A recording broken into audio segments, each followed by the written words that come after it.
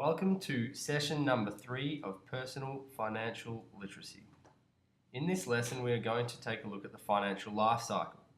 Every single goal that you may have and every single plan that you have developed will eventually run its course. Some of them are longer than others, but eventually you will either achieve your goal or you won't. And then you will have to develop some new plans and you have to come up with some new goals. Now, depending on your stage of life, this will determine the type of plans that you will have. So as you achieve your financial goals, new ones emerge, and because of that, you need to make changes to your financial plans. And these plans sometimes occur rather spontaneously. They just kind of generate themselves. But being able to plan to accommodate and anticipate those changes is crucial to living the good life, no matter what stage in life you're in. Additionally, as your income increases, then you will start to buy more and more assets. Maybe a home, maybe a car, maybe another car for your kids, maybe a car for your spouse, etc. And then since you will have more assets, then you're going to need to protect those assets. So you'll have to buy more, say, insurance. Also, you'll start saving and investing your excess cash, and hopefully you will have excess cash to actually save. You will put it into a retirement account as well. Maybe you will start some kind of college fund for your kids.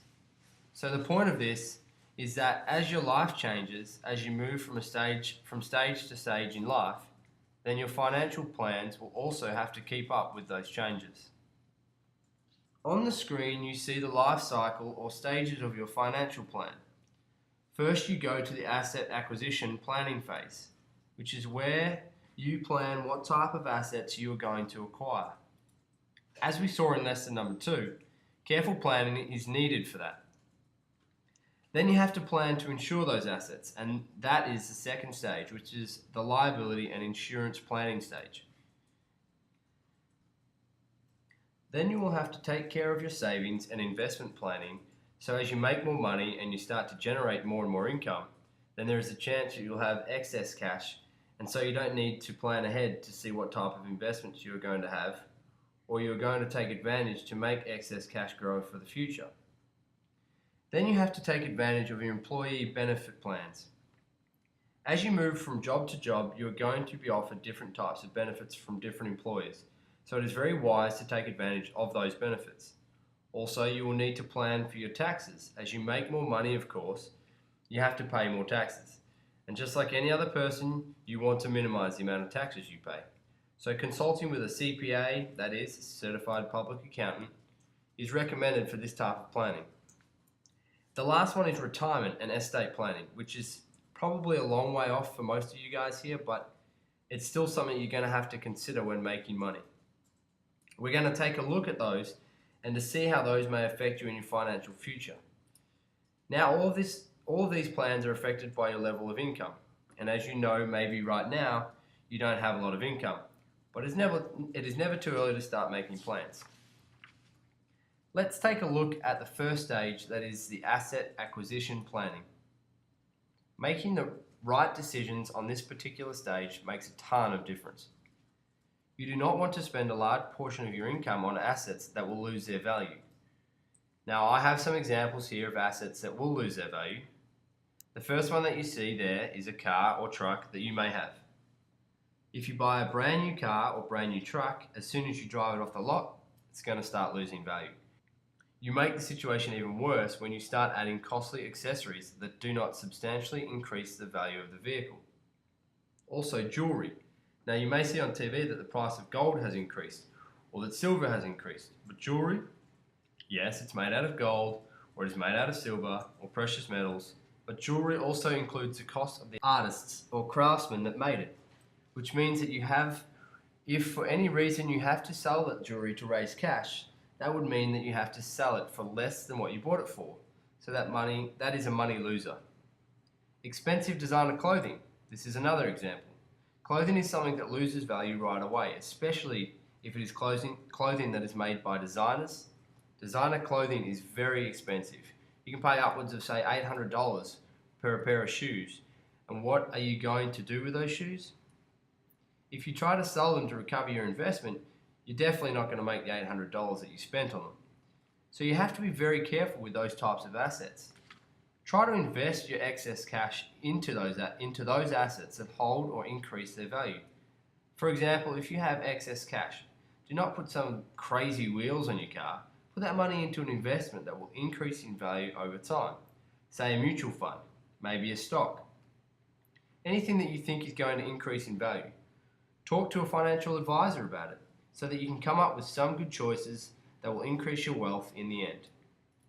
Also, education. Now, education itself is not going to increase your wealth, but if you're able to gain skills through education, and if those skills are on a high demand, then employers will be willing to pay handsomely for those skills. So investing in your education and investing in your skills is also a very, very good choice. You may want to save money to start your own business. There is a lot of planning that goes into this because you have to make sure that the business that you're going to start is a viable venture. You don't want to start a business that no one is interested in, so planning carefully to start a business is also something that you're going to need to do. If that is what you want to do, then you need to make careful decisions based upon everything to do with the business. Next, I'm going to show you a little video that exemplifies some of these things that I just talked about in the asset acquisition planning phase. Our next guest is a favorite here on Get Smarter About Money. Please welcome our good friend, Funny Money Man, James Cunningham. Can you believe that tonight marks your 5th appearance on the show? I think you're right. I was still in school when I was here the first time. And speaking of your first time, why don't we have a look back at your first appearance on the show? Audience? Bought my car, fully loaded, brand new, $4,000. That's the first sign you're buying a bad car. Second sign is when the brakes are options. That's second sign. Third sign is when insurance is $12 a year. That's third sign. When the airbag is manual, that's a bad car. I don't care what you say. James, that was something. You've really come a long way. Not really. I'm still driving that same car. I'm not, but you always love your first car. It's funny you say that. One of our interns on the show just bought his first car. Where's intern Andy? Right here, boss. Andy just closed a big used car deal. Oh, that's great. Cars are a lot of fun, but a really bad investment. Wow, do they ever eat up your money. I thought that buying an old clunker would be cheaper than buying a new car. But the truth is, any car costs you a lot of money. What do you mean? You have to look at the cost of ownership. Whether you're buying new or used, all cars depreciate in value very quickly. When you buy a new car, you pay top dollar for it, but the operating costs are low. When you buy a used car, you pay less for it, but the operating costs can be much higher. Like what? Well, insurance, maintenance, and financing are the 3 biggies. Because you are younger, your insurance is higher. Because the car is older, your maintenance is higher. Every percentage point on your loan or lease can translate into thousands of dollars over the time you own the car. Can I ask you a question? Did you buy the first car you looked at? No, of course not. I shopped around for the best deal. What you just said is the key to saving money with a car. You shopped around and found the right car at the right price that fits your budget. Do the same thing when you look for insurance, repairs, financing options, and even gas. Different companies offer different prices for all of these standard operating costs. So take the time and find the best deal. If your transmission conks out, that could cost a good chunk of change, my friend. But the guy I bought it off of said it was in mint condition. Oh yeah, they all say that. Always take a used car to a trusted mechanic before you close the deal. If the car's in good shape, the seller won't mind. First-time buyers, especially teenagers, have to be careful. Who'd you buy the car from? Me, actually. Oh, you got scammed for sure. Cut to commercial, Andy. Ladies and gentlemen, James Cunningham, the Funny Money Man. Tune in next week when he'll be back to discuss how to raise naked mole rats for fun and profit. Good night.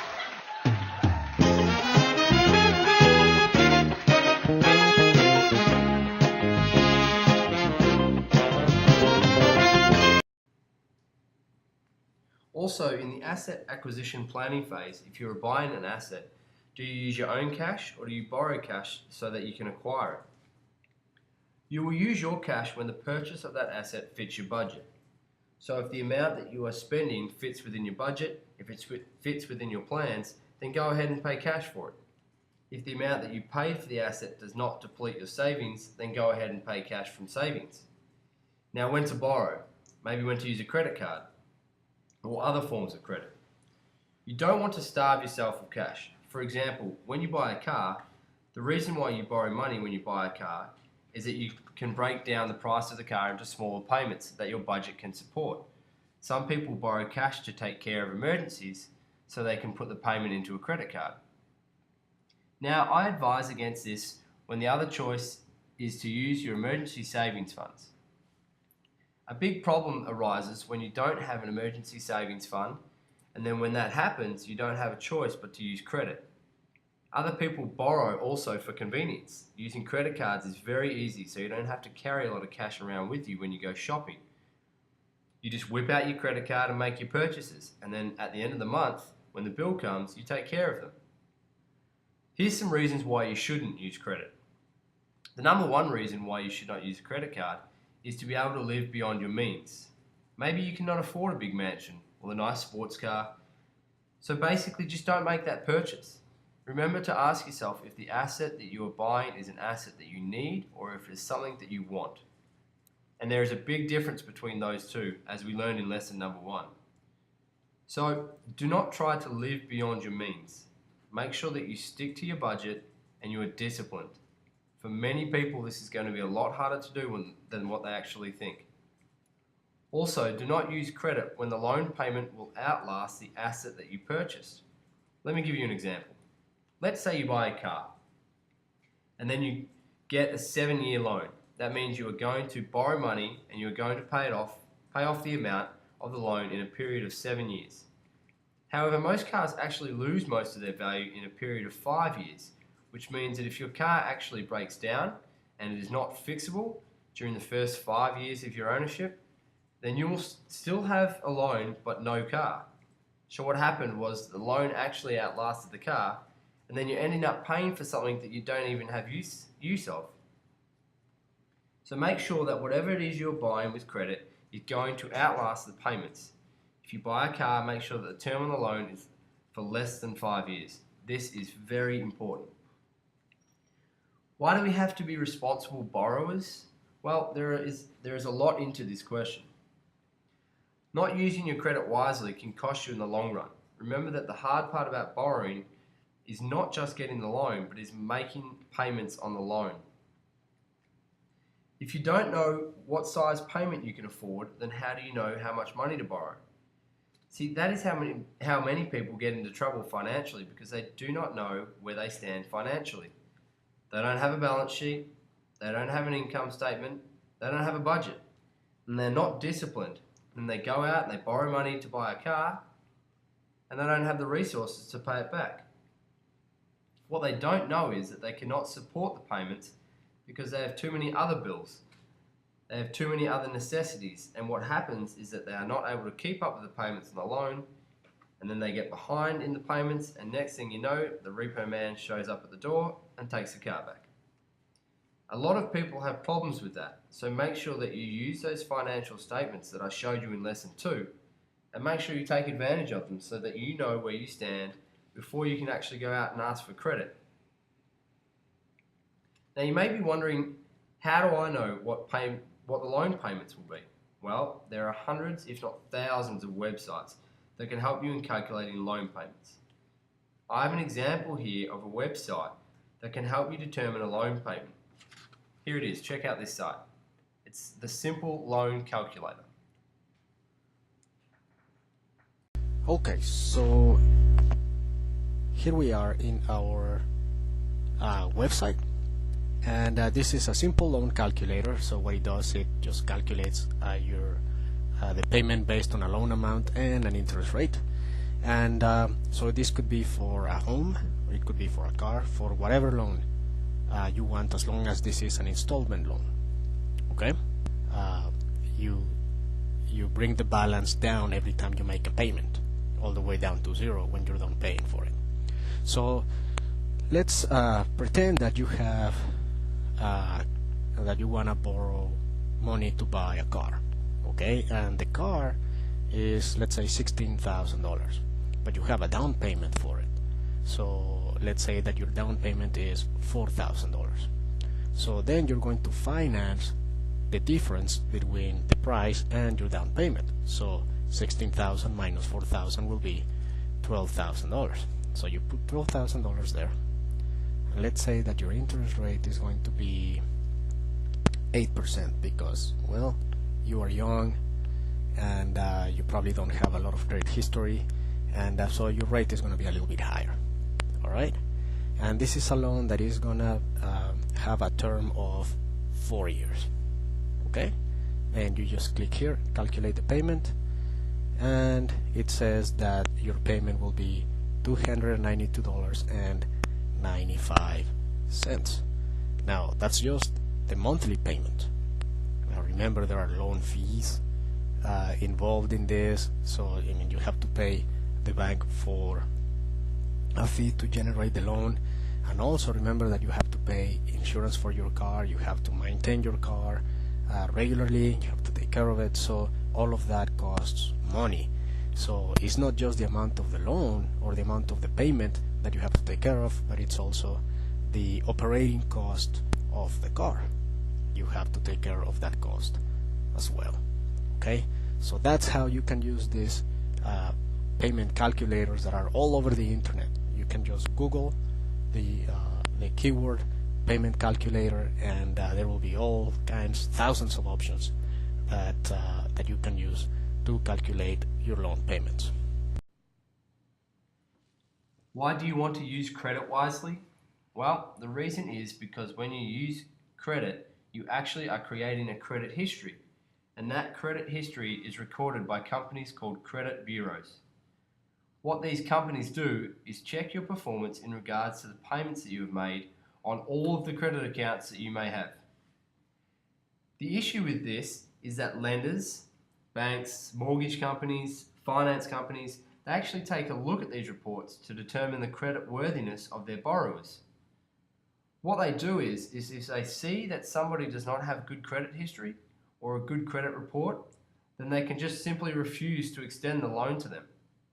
Or maybe they'll give you a loan, but it is going to be more costly for these people to obtain a loan than just say the everyday person who has a good credit history. Because these people are more risky, because they have a negative credit history, they are considered to be a higher risk to the creditors, the banks or whoever may lend you the money.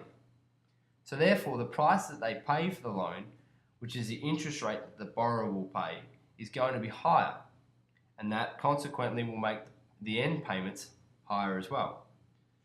So it can be very costly to have negative credit history. In addition to just the credit history that is provided to borrowers, these companies also provide a credit score. And this credit score varies from company to company, but it typically goes from about 400 to 800 points, or around about that number. Of course, the lower the score, the riskier the borrower is, and the higher the score, the better the borrower is. So you want to be somewhere, let's say in the 700, low 700 to high 700, maybe even the high 600. That's going to be considered some good credit. But prime credit is anything higher than 720 points in your credit report. So you want to be right there. That's where you want to be to borrow money, so it doesn't cost you too much in terms of interest, or that the interest rate that you're going to be charged for these loans. That is very, very important, and it's something that you have to think about as you first take credit, because it will affect the future of how your loans are given. Also, potential employers, when they do a background search, every time that you apply for a job, employers take a look at your background. They do a background check. And part of this background check is taking a look at your credit report. They do this to determine your personal character, maybe to check if you're responsible with your debts, if you're responsible with your credit, then chances are that you're going to be responsible with your duties as an employee. So being responsible with your credit shows that you have good character, and that it is what employers are looking for.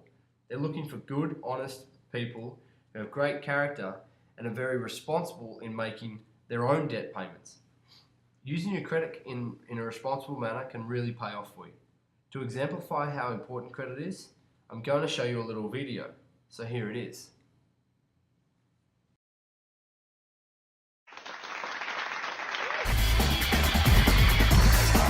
Welcome back to Get It on Credit. If you're just joining us, we've given our contestants the exact same credit card contract to sign, the exact same credit card with a 9% introductory interest rate, and they all bought the exact same MP3 player that cost $284. Now, it's time to see just how much those MP3 players ended up costing all of you. Yes, Greg. But didn't you say we bought the same MP3 player and that they all cost $284? I sure did, Greg. But even though you bought them on the same credit card with the same introductory interest rate, you all did different things when it came time to pay the credit card company. Let's see what that means. Now, Angela, you wisely chose to pay off the balance of the credit card right away. Yes. My Uncle Frank always told me neither a lender or a borrower be. That was one of the last things he told me before he was hit by a bus. That's completely depressing. But Angela, what that means is that your MP3 player ended up costing you $284. Yes, Greg. But my MP3 player also cost $284. I have the receipt for it right here. Yes, Greg, you are correct. At the time of purchase, that MP3 player cost you $284. But you chose to pay the credit card company back by paying only the monthly minimum payments. So what's wrong with that? Well, Greg, there's nothing wrong with that. But because you were paying 9% on $284, you were making a payment of $7.07 a month. By the time you finish paying for the $284 MP3 player, not only will it be obsolete, but it's going to cost you $339.36. Oh, that's what I thought you'd say. Now, Stephanie, let's look at what you did with your credit card. Stephanie? Oh, sorry. Did you say something, Frank? No, but frankly, I know what I'd like to say. Stephanie, how much do you think your MP3 player ended up costing you? Hello. We all paid the same price for our MP3 players, $284. Oh, that answer is wrong, and it's going to cost you big time, I'm afraid.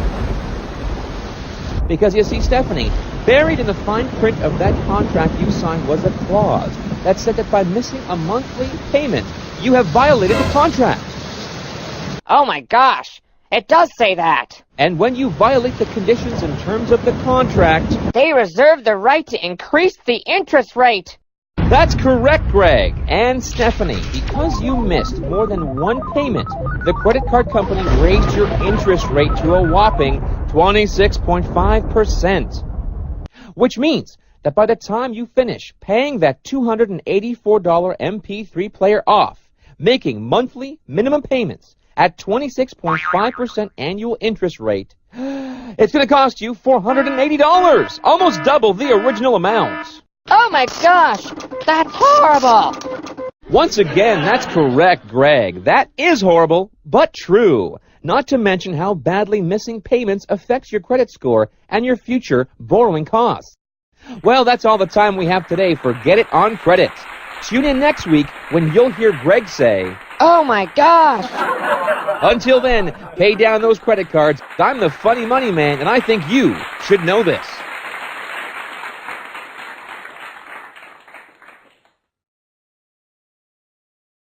Oh, great. Now I'm happy.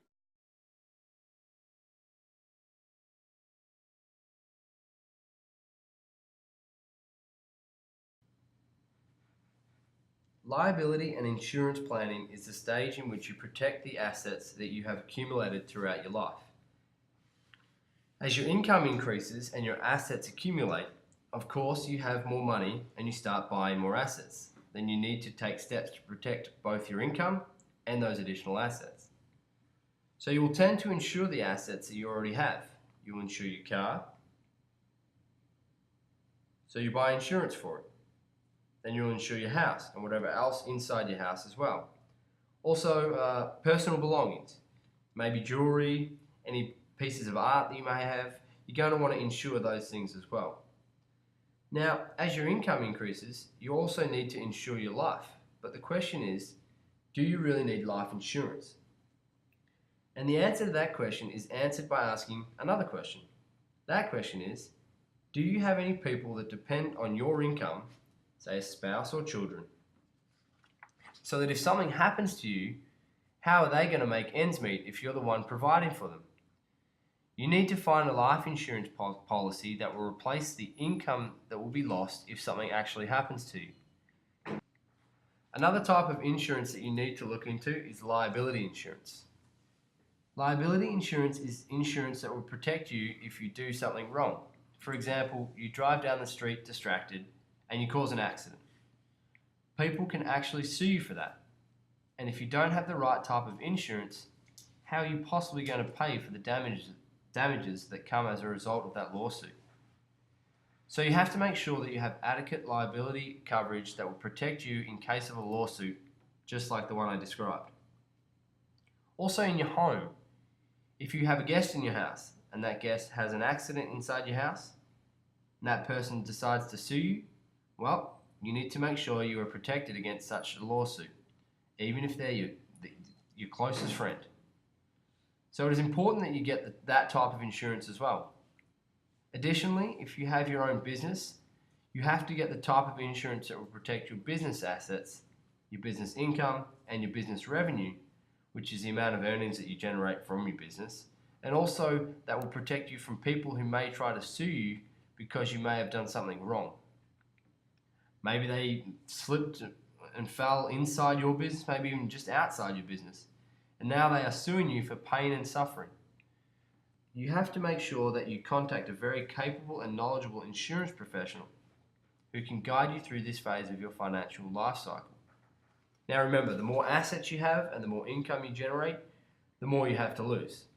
I'm not trying to scare you here, but once you start making higher amounts of money, you may become a target. So you have to be very careful when planning for this phase of the financial planning cycle. The next phase in the financial planning life cycle is savings and investment planning.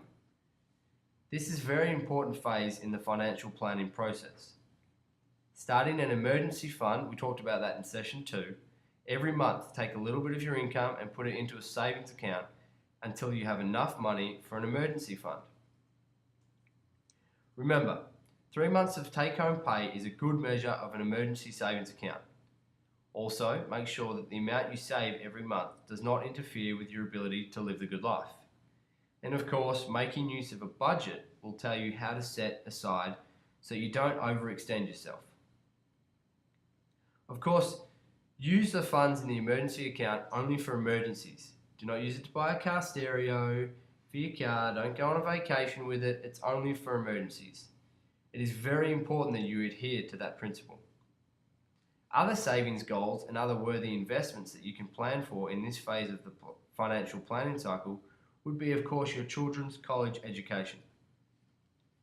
The government allows you or helps you to set up a college fund for your children by waiving the taxes on interest income that your fund will generate, since these savings accounts pay interest. So as long as you use these funds for your children's education, you will not have to pay taxes on the interest that you earn in these accounts. That is a very, very good incentive for people who want to save money for their children's education. It's definitely a very worthy investment. Number 2, you can save funds to start a business. That is also a worthy investment as long as you do your homework and plan carefully and make sure the business is actually viable. It is key that the business is viable to future success.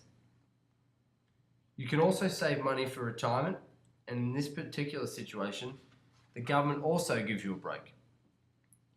There are different retirement accounts that you can take advantage of, but the most common retirement account, probably the one you've heard of the most, is the one in which you put your money into an investment and then the gains you get from them are not taxable. You only pay taxes when you actually retire, and you take the money out of the account, that's when you'll pay the taxes on it. Hopefully by the time you retire, you will have enough money to pay the taxes and then to live on whatever is left in the fund. That is why it is really important to start as early as possible to save for retirement.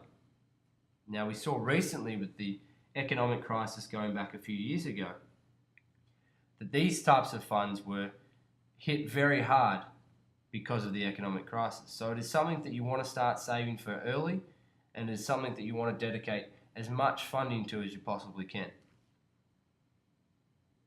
Another example for saving money in the future is to save for a down payment for a big ticket purchase. We've talked about that before. We need down payments for purchasing a home or for maybe buying a car. You actually don't need a down payment to purchase a car, but it's definitely recommended that you do so. And the reason for this is that, as you have seen in the video, that the value of the car actually goes down really fast. So you don't want the value of the car to be below the balance of your car loan. When somebody owes more on an asset than what the asset value is said to be worth, then that person is underwater on that asset. Others call this situation to be upside down. These are very good examples of worthy investments and savings goals. I'm going to quickly talk about employee benefit planning. Employee benefit planning is one of the most important phases in the financial planning life cycle. The reason is because when you get a job, when you start your professional career, your employer may give you access to different benefits, and it is important for you to take advantage of these benefits. Depending on the employer, some of these benefits may include health insurance, which means that your employers may be able to offer you access to a health insurance company or a health insurance product, and also pay for a portion of the premium. Most of the employers pay at least half of the premium, which means that you could be able to get access to healthcare because your employer pays half the cost. Some employers choose to pay 2/3 of the health insurance premium, some maybe just less than half. If you get a chance, take advantage of that benefit because it pretty much represents free money, and it is in addition to your salary. Your employer may also offer you a life insurance benefit for as long as you are employed. If you take advantage of this, you will have access to a life insurance policy that will be incredibly cheap. You can get, say, 100,000, maybe 150,000 insurance policy for just a few dollars a month if you decide to take advantage of this benefit. It basically offers additional peace of mind for you and your family, so why not take advantage of it? For a few dollars a month, you can be insured and you can take care of your family and also protect your income. Definitely a worthwhile investment if you ask me. Your employer may also offer disability insurance. Think about what you would do if you got into an accident and became disabled. You wouldn't be able to work anymore. What would you do? How would you generate income? Take care of yourself. Maybe you've got a family. How would you take care of them?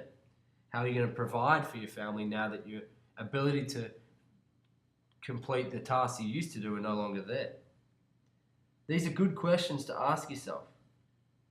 Disability insurance takes care of all this and provides you with the portion of income that you lost because of your disability. The one that I really want to talk about is retirement benefits. Private companies offer their employees accounts called 401ks. Some companies offer pensions, but pensions are offered by less companies nowadays, and the 401ks have generally taken over as the #1 retirement account. Chances are that when you graduate from college or when you start your professional career, your employer is going to offer you a 401k benefit. This is a very, very good benefit because it allows you to save tax-free for retirement. These accounts are administered by large financial companies that make lots of investment choices. You may even have access to a financial advisor for free who will guide you through the process of investing for retirement, being able to save a significant amount of money so that when it comes time for you to retire, you're going to have enough money, enough resources available for you to do the things that you really want to do. It is important that as soon as you get a job, that you make sure you take advantage of this benefit.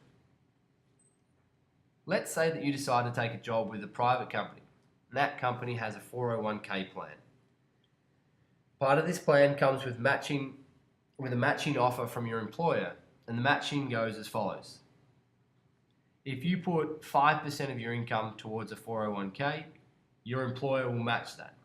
So you put 5% of your income, your employer puts 5%. Both goes into the 401k account. That will become 10% of your income going in towards your 401k retirement account. That is free money right there from your employer, and it's giving you extra money. That money is going to be yours for the future. There may be some restrictions when that money is yours, but it's just a matter of asking your human resources person or personal manager, basically to ask them when that money becomes yours. That may be after 3 years of working with the company. It may be longer than that. It may be after you reach a certain age. It depends on how your employer has set up the system. But regardless of this, if your employer is giving you free money, you definitely want to be taking advantage of it. I mean, who doesn't want free money? I want free money. Now remember that your employer will not put money into your account if you do not put money into your account. So if you're going to match if they are going to match whatever you put in, you want to put in as much as you can afford at the time. So basically, if you can afford to put in maybe 8%, maybe 10%, then they're going to match that amount that you've put in, and effectively they're going to generate even more income for you to use when you retire. Now, I know what you're thinking. You know, I'm young, I'm just starting out, why do I need to save for retirement? Well, we all get old, and when you get older, it's going to be difficult for you to work for many reasons. I mean, you're going to potentially have new people who've got a better skill set than you. Your motivation levels will drop off. Maybe your priorities just completely change from when you were younger. Your skills could become outdated. Whatever the reason may be, by the time you retire, you're not going to have any income coming in. Plus, Social Security may not be there for you by the time you retire. As it stands today, Social Security is scheduled to run out of money sometime in the next 30 years or so.